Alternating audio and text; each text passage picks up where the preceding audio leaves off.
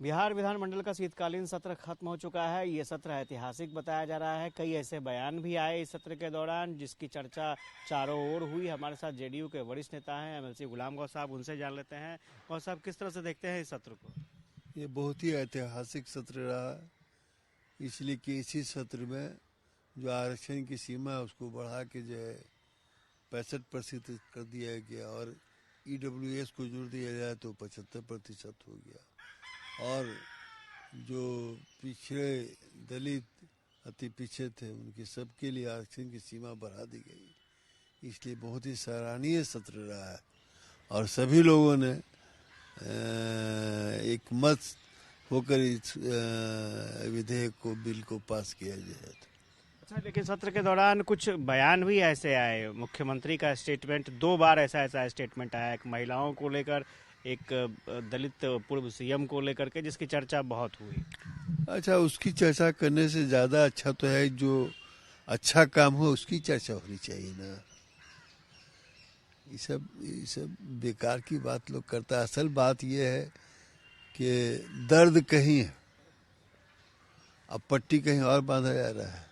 दर्द तो है कि पिछड़ों को, अति पिछड़ों को, दलितों को नए प्रावधान के अनुसार आरक्षण की सीमा बढ़ा दी गई, लोग लाभान्वित हो गए। ये ऐतिहासिक कार्य हुआ है इस देश में, उसका दर्द है।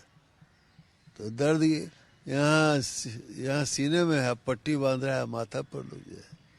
जर्सी गाय बोला था तो उसका आलोचना हुआ था, हाइब्रिड बछड़ा बोला गया था तो उसका आलोचना हुआ था, करोड़ों के गर्लफ्रेंड कहा गया तो उसका आलोचना हुआ था,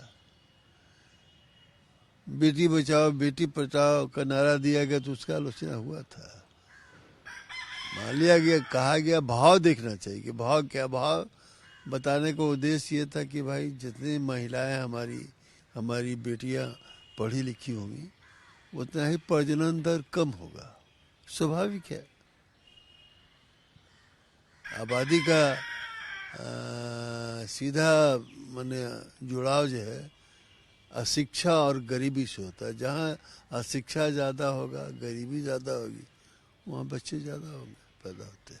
लेकिन एक और मामला था, जीतन राम मांझी का इशू था, जिस इशू को लेकर के लगातार हंगामा हुआ। आखिरी दिन भी हंगामा होते रहा और कहा गया कि सड़क से सदन तक अब आगे लड़ाई चलती रहेगी। एक दलित पूर्व मुख्यमंत्री का अपमान हुआ है। जब सम्मान दिया गया था तो लोग कहा था कितना सम्मान हुआ है। असल बात यह है कि पुराना कहावत है गांव घर का कि प्रतिष्ठा और पैसा सब आदमी को नहीं पचता है, तो यही बात है। तो अब तो इशू बन गया है ना, दलितों का अपमान कहा जा रहा है। छोड़िए ना, इशू कितना बनता रहेगा दलितों के नेता। मैं नहीं कहना चाहता हूँ ज़्यादा कुछ, बस इतना ही मैंने कह दिया कि प्रतिष्ठा और पैसा जो है सब आदमी को पचता नहीं है। तो गुलाम गौस साहब थे और ये बता रहे थे कि शीतकालीन सत्र कैसा रहा। और चूंकि स्वाभाविक तौर पर इस सत्र की चर्चा आगे भी होगी, कई ऐतिहासिक फैसले भी लिए गए और जिसकी गूंज आने वाले समय में लोकसभा चुनाव में भी सुनाई पड़ेगी। कैमरा पर्सन श्याम के साथ आशुतोष चंद्रा, कशिश न्यूज, पटना।